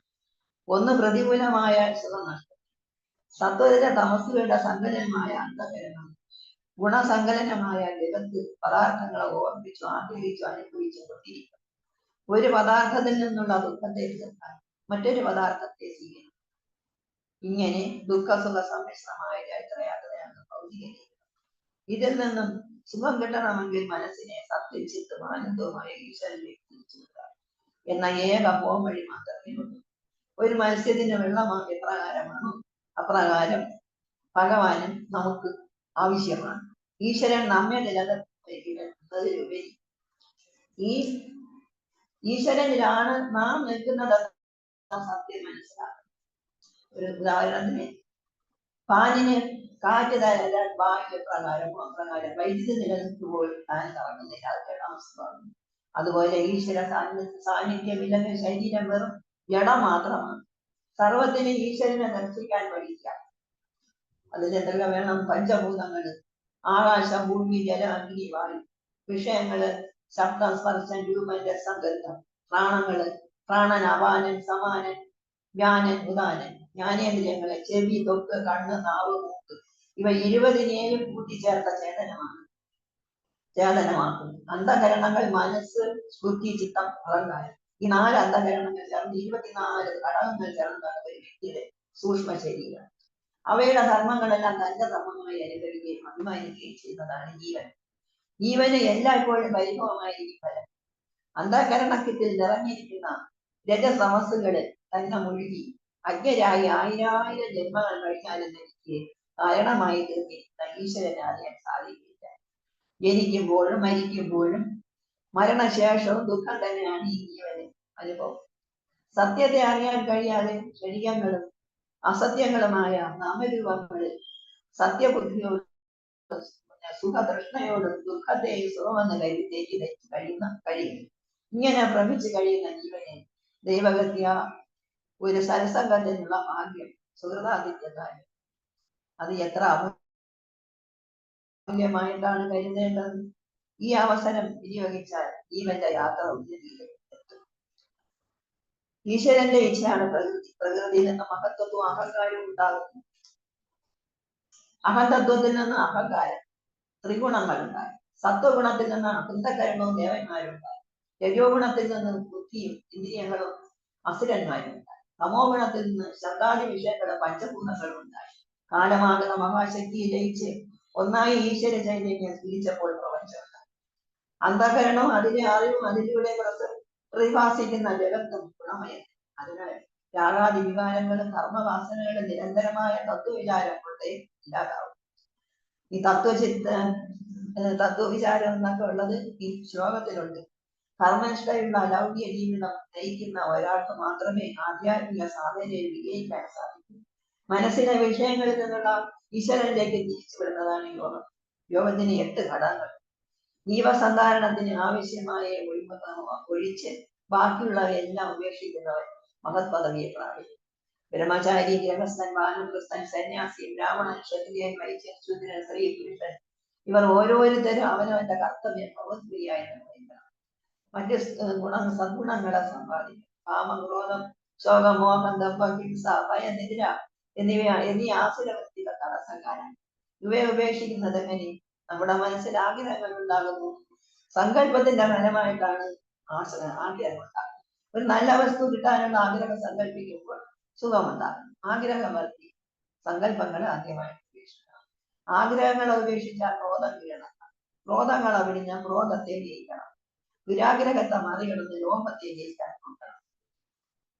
ദ്വൈത ചിന്ത വെച്ച് പുലർത്തിക്കൊണ്ട് ഈ വസ്തു എന്നിൽ നിന്ന് ഭിന്നമാണെന്ന് കരുതുമ്പോൾ ഭയം ഉണ്ടാകും. അതിനാൽ പരമാത്മാവ് ഏകനാണെന്ന ഭാവത്തിൽ ഭയത്തെ അറിയിക്കണം. വിഘ്നങ്ങളെ മൗനം കൊണ്ട് തരണം ചെയ്യണം. ഉഷ്ണം വരുമ്പോൾ എന്നൊന്നും പറഞ്ഞിടാം. ചൂട് മൗനം കൊണ്ട് കീഴണം. ശരീരത്തിന്റെ ആസക്തി നിലനിർത്തുന്നിടത്തോളം കാലം ഹിംസ ചെയ്തുകൊണ്ടേയിരിക്കും. നാവിന്റെ രുചിക്ക് വേണ്ടി ആളുകൾ ഹിംസ ചെയ്തുകൊണ്ടിരിക്കും. കൊടുങ്കാട്ടിൽ ഓര മഴയിൽ കൊണ്ടിരിക്കുമ്പോഴും സമാധിയിൽ ലയിക്കുക. മറ്റെന്ത് ചെയ്യാൻ സാധിക്കും? ഇവിടെ വീടില്ല, കുടിയില്ല, മഴക്കോട്ടില്ല. സമാധിയിലൂടെ ആദിദൈവിക ദുഃഖത്തെ മറികടക്കണം. മനഃശാന്തി തമോ ഗുണത്തെ രജോ ഗുണം കൊണ്ടും രജോ ഗുണത്തെ സത്വഗുണം കൊണ്ട് ജയിക്കണം. ഗുരുവിന്റെ പ്രസാദം ലഭിച്ചവൻ എല്ലാ സദ്ഗുണങ്ങളും വന്നു ചേരും. വിഘ്നങ്ങളെ മറികടക്കാനുള്ള മാർഗം ഗുരുഭക്തിയാണ്. ഗുരുചരണാമുജ നിർഭര ഭക്ത സംസാരാത ചിരാത്മവമുക്ത. ഭഗവാനിൽ നിറഞ്ഞ ഭക്തിയോടെ ജീവിക്കുക. അതുവഴി വളരെ വേഗം സംസാരത്തിൽ നിന്ന് മുക്തനാണ്. പിന്നെ അഷ്ടാംഗയോഗം, യമനിയമാസന പ്രാണായാമങ്ങളൊക്കെ പഠിക്കണം. നിയമം, ആസനം, പ്രാണൻ, മനസ്സ്, ബുദ്ധി എന്നിവ പറ്റി പഠിക്കണം. യമനിയമങ്ങൾ പഠിക്കണം. സത്യം, അഹിംസ ഇതൊക്കെ നമ്മൾ തരണം ചെയ്യണം. പിന്നെ ആസക്തി, പ്രാണായാമം കൊണ്ട് നാഡീശുദ്ധിയും ശരീരാരോഗ്യവും മനോനിയന്ത്രണവും മനപ്രസന്നതയുണ്ടാകും. പ്രത്യാഹാര ധാരണ, കർമ്മവിരാഗം, സുഖമെന്ന് തോന്നുന്ന വസ്തുക്കളെ എല്ലാം നിലനിൽക്കണമെന്ന് ആഗ്രഹിക്കുകയും അതിനായി കഠിന പ്രയത്നം ചെയ്യുകയും ചെയ്യുന്നു. എന്നാൽ കാല എല്ലാറ്റിനെയും തകർക്കുന്നു. യൗവനാരംഭത്തോടെ ഉറങ്ങിക്കിടക്കുന്ന ആശാബീജങ്ങൾ മുളച്ച് ആയിരം പ്രതീക്ഷകളോടെ സംസാര സമുദ്രത്തിൽ കുതിച്ചു താഴും. അതോടെ വിവാഹം, കുടുംബം, ജോലി, സമ്പത്ത് മുതലായവ സമ്പാദിക്കാനുള്ള തിരക്കിട്ട പരിപാടികൾ. സത്യവും ധർമ്മവും അപ്പോൾ നോക്കാനില്ല. അങ്ങനെ കണക്കില്ലാത്ത ദുരിതം സമ്പാദിച്ച വാർദ്ധക്യത്തിൽ എന്ത് ചെയ്യണം? വാർദ്ധക്യത്തിൽ എത്തുന്നു. അതുവരെ സ്നേഹിക്കുകയും ആദരിക്കുകയും ചെയ്തവരുടെ ആദരവും സ്നേഹവും കുറഞ്ഞ് വരികയും അവശത കൂടി വരികയും കൃഷിപ്പണിക്ക് പറ്റാത്ത കാളകളെ ഉപേക്ഷിക്കുന്നത് പോലെ മറ്റുള്ളവരുടെ അനാദരവും. അപ്പോൾ കഴിഞ്ഞ കാലത്ത് ചെയ്തു കൂട്ടിയ കർമ്മങ്ങളെ ഓർത്ത് പശ്ചാത്തപിച്ച് ആർക്ക് വേണ്ടിയാണോ ഇതെല്ലാം ചെയ്തത് അവരെല്ലാം വരുമ്പോൾ തന്നെ വേദന കൊണ്ടും ആദി കൊണ്ടും പരിഭ്രമങ്ങളെ കൊണ്ടും പുകയുന്ന ഹൃദയത്തോടെ മരണത്തിന്റെ വക്കിലെത്തും. കവിത ഭഗവാൻ ദേവാമുനിക്ക് ഉപദേശിക്കുന്നതാണ്. ശരീരത്തെയും ജീവനെയും ആശ്രിതരെയും നിലനിർത്തുവാൻ വേണ്ടി ചെയ്ത പരിശ്രമങ്ങളെല്ലാം വിഫലമായി എന്ന് നിരാശയാലും വർദ്ധിച്ചുവരുന്ന രോഗത്താലും മരണശൈലി തുടങ്ങുമ്പോൾ പ്രാണശാന്തിയുടെ പ്രവാഹം പുറത്തേക്ക് കൊണ്ടുവന്ന ശക്തി കൂടിയ ശ്വാസചലനത്താൽ ആമാശയത്തിലെ കഫം മേലോട്ട് കയറി ശ്വാസനാളത്തിൽ മേൽപോട്ട് കീഴ്പോട്ട് പോകാൻ കഴിയാതെ കണ്ടത്തിൽ ശബ്ദം പുറത്തു വരാതെ വൃത്താകാരണം ചരിക്കപ്പെടും. ഭയം, പരിഭ്രമം, വേദനയും ആദിയും വ്യാധിയും അവസ്ഥയിലെത്തി ഏതെങ്കിലും ഒരു ദ്വാരത്തിലൂടെ പുറത്തു. ആ ശരീരത്തിനോടുള്ള മമത കൊണ്ട് ജീവൻ ആ അന്തരീക്ഷത്തിൽ നിൽക്കാൻ ഇടവരും. മനസ്സ് ആശാപാഠങ്ങളിൽ നിന്ന് മുക്തമാണെങ്കിൽ ജീവന് ശ്രേഷ്ഠമായ മണ്ഡപത്തിലേക്ക് വരിക. അവിടെ വെച്ച് പാകം വന്നതിന് ശേഷം വായുവിൽ കൂടിയോ ജലത്തിലൂടെയോ ജീവൻ സസ്യത്തിൽ ജയിക്കും. സസ്യം ഭക്ഷിക്കുന്ന പുരുഷന്റെ ബീജവുമായി പരിണമിച്ച് അമ്മയാകാൻ ആഗ്രഹമുള്ള സ്ത്രീയുടെ ഗർഭത്തില് അമ്മയുടെ അണ്ടവുമായി യോജിച്ച് ശരീരം രൂപാന്തരപ്പെടുന്നു. 7 മാസം കഴിയുമ്പോൾ എല്ലാ ഘടകങ്ങളും പൂർത്തിയായി ജീവന് ബോധമുണ്ടാകും. തന്റെ കഴിഞ്ഞ ജന്മങ്ങളിലെ കർമ്മങ്ങളെല്ലാം ജീവന് ഓർമ്മ വരുന്നു. തന്റെ ജന്മം നഷ്ടപ്പെടുത്തി പശ്ചാത്താപത്താൽ ഈശ്വര സാക്ഷാത്കാരത്തിന് മാത്രമേ താൻ ജീവിക്കൂ എന്ന പ്രതിജ്ഞ എടുക്കും. 9 മാസം പൂർത്തിയായി പുറത്തുനിന്ന് ആദ്യത്തെ ശ്വാസം എടുക്കുന്നതോടെ എല്ലാം മറക്കുന്നു. വീണ്ടും പണ്ടത്തെ ജന്മങ്ങളെ പറ്റി മറന്ന് ജീവിക്കാൻ തുടങ്ങും. അങ്ങനെ 1000 ജന്മങ്ങൾ കഴിഞ്ഞാലും വിവേകം ഉണ്ടാകുന്നില്ല. ഇടയ്ക്ക് ചെയ്യുന്ന സുഹൃതം കൊണ്ട് മാത്രമേ സത്സംഗത്തിനുള്ള ഭാഗ്യവും പറ്റിജ്ഞാന വൈരാഗ്യം ഉണ്ടാകുകയുള്ളൂ. താൻ ശരീരമല്ല, ആത്മാവാണെന്നും ജീവന് ഒന്നാണെന്നുള്ള മനോബോധം ഉണ്ടാകുമ്പോൾ അതോടെ ജന്മസാഫല്യം ഉണ്ടാകും. കപിലവാസുദേവൻ മാതാവിനെ കൊടുത്ത ഉപദേശം കേട്ട് ദേവാഭൂതി ചൈതാർത്ഥ്യത്തോടെ പിന്നീട് ആശ്രമത്തിൽ. ഓം നമോ ഭഗവതേ വാസുദേവായ ശ്രീകൃഷ്ണായ പരബ്രഹ്മണേ. ഹരേ കൃഷ്ണ കൃഷ്ണ കൃഷ്ണ ഹരേ ഹരേ, ഹരേ രാമ രാമ രാമ ഹരേ ഹരേ. ഇതില് ഹരേ കൃഷ്ണ. ഇന്ദ്രിയാണി മനഃപ്രാണ ആത്മധർമ്മോദൃതി സ്മൃതി പ്രേസീ തേജസ്മൃതി നിത്യം അസ്യ നശ്യതി ജന്മന. ഹൃദയത്തിൽ കാമങ്ങൾ ഉദിക്കുന്നതോടെ ഇന്ദ്രിയങ്ങൾ, മനസ്സ്, പ്രാണൻ, ശരീരം എന്നിവയുടെ ശക്തി ക്ഷയിക്കും. കർമ്മബോധം, ധൈര്യം, ബുദ്ധിശക്തി, വിനയം, ഐശ്വര്യം, യശസ്, ഓർമ്മ ശക്തി, സത്യനിഷ്ഠ എന്നിവയെല്ലാം നഷ്ടപ്പെടും. ഹൃദയത്തിലുള്ള കാമങ്ങളെല്ലാം ഉപേക്ഷിക്കുമ്പോൾ മാത്രമാണ് മോക്ഷത്തിന് അർഹനായി. രപ്പാജനോ ദുർലഭമാത്രമാനുഷം കഥഞ്ചിതവ്യംഗ മയത്തിനതോ ജന്മ പാതാരവിന്ദംന ഭജത്യ സമരി ഗ്രഹാന്തഭൂമേ പതിതോ യഥാ പശു. ഈശ്വരകാരുണ്യത്താൽ അനായാസമായി സാധാരണ കിട്ടാൻ വിഷയമുള്ള മനുഷ്യർ ജന്മം ലഭിച്ചിട്ടുണ്ട്. അശുദ്ധ മനസ്കരായ ജനങ്ങൾ അങ്ങയെ ആരാധിക്കുന്നില്ല. മൃഗങ്ങളെ പോലെ അവർ ഗ്രഹജീവിതം എന്ന അന്ധരൂപത്തിൽ പതിക്കും. ശരീരമാണ് ആത്മാവെന്ന ഭാവത്തിൽ ജീവിച്ച് ആകാശകോട്ടകൾ കെട്ടി രാജ്യത്തിനും ധനത്തിനും മോഹമാർന്ന് രാജകീയ പദവിയിലാണ്ട് ഭാര്യ മക്കൾ ധനം എന്നിവയെ പറ്റി ഉത്കണ്ഠരായി അതുവരെയുള്ള ജീവിതം വ്യർത്ഥമാക്കുന്നവൻ പുനരഭി ജനനം പുനരഭി മരണം പുനരഭി ജനനീ ശയനം. അങ്ങനെ ജീവിച്ച് മരിച്ച് പ്രളയകാലം വരെ കഴിയും.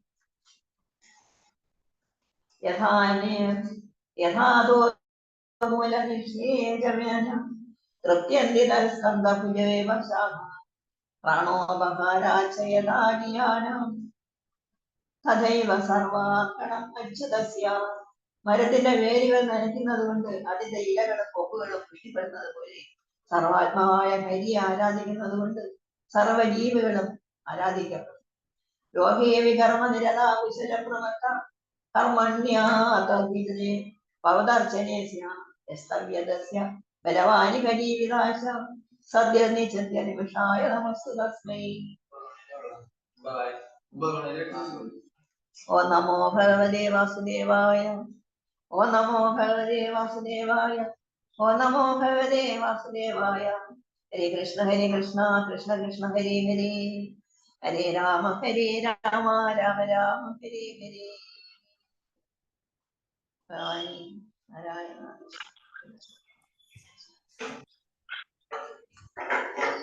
കൃഷ്ണ മാജി. ഹരേ കൃഷ്ണ. വളരെ നന്നായിരുന്നു മാജി. വായിച്ചത് കേട്ടോണ്ടിരിക്കുകയായിരുന്നു ഫുള്ള്. ഹരേ കൃഷ്ണ. പരമാനന്ദാണ്. പരമാനന്ദ കൃഷ്ണദാസാണ്. പ്രഭു ഇത്രയും ഒരു ക്ലാസ് തന്നാൽ എനിക്ക് സന്തോഷം, വളരെ സന്തോഷം. ഞാൻ ഭഗവാനെ തിരിഞ്ഞു ഹരേ കൃഷ്ണ. ഹരേ കൃഷ്ണ.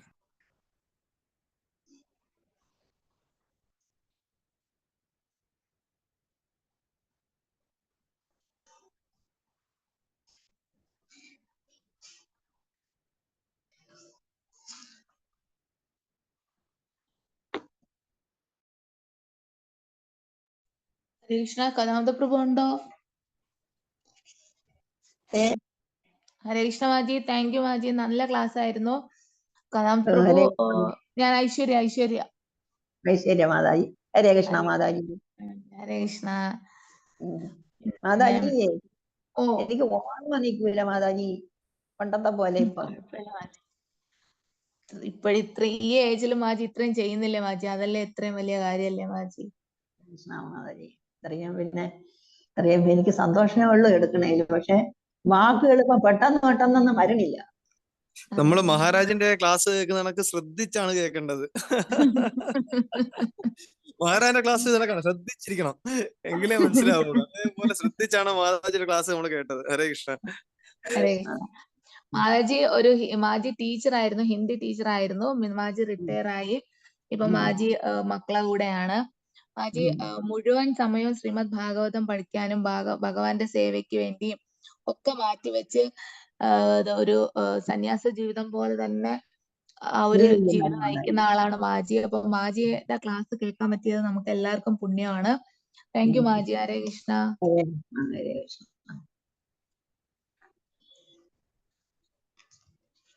ശരി മാജി. ക്ലോസ് ചെയ്യട്ടെ ക്ലോസ് ചെയ്യട്ടെ മാജി. സ്റ്റോപ്പ് ചെയ്യട്ടെ മാജി. എന്തെങ്കിലും പറയാനുണ്ടോ മാജി? ഇല്ല മാതാജി, 9 കഴിഞ്ഞല്ല പ്രഭു. ഓ കഴിഞ്ഞു. ഹരേ കൃഷ്ണ. ഹരേ കൃഷ്ണ.